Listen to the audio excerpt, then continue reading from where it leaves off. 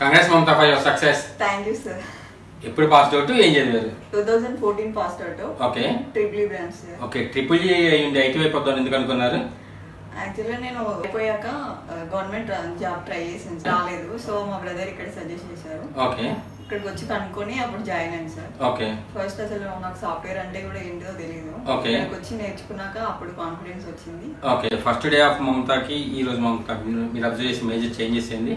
అప్పుడు అసలు నాకు ఏం తెలియదు, అసలు బేసిక్స్ కూడా తెలియదు. ఓకే. వచ్చి అన్ని నేర్చుకొని ఇంత జాబ్ కొట్టానంటే నాకే నమ్మకం కలగట్లేదు. ఓకే, ఇన్నేళ్ళ కెరీర్ గ్యాప్ తర్వాత మళ్ళీ ఒక కోర్స్ చేయాలంటే ఖచ్చితంగా ఒక భయం ఉంటుంది, జాబ్ వచ్చిద్దా కాదని ఒక డౌట్ ఉంటుంది. ఎట్లా ట్రస్ట్ చేశారు బీఆర్ఎన్ని? ఎలా ట్రస్ట్ చేసామంటే ఫస్ట్ వచ్చినప్పుడు నాకు కూడా భయం ఉండేది. ఓకే. తర్వాత ఇలా టాస్క్లు ఇవ్వడం, ప్రాక్టీస్ చేసుకోవడం, ఇలా చేయడం వల్ల కాన్ఫిడెన్స్ వచ్చింది నాకు కూడా రాగలదు అని. ఓకే. మార్నింగ్ నుండి ఈవినింగ్ వరకు మనము ప్రాక్టీస్ చేసుకోవచ్చు. ఓకే. జాయిన్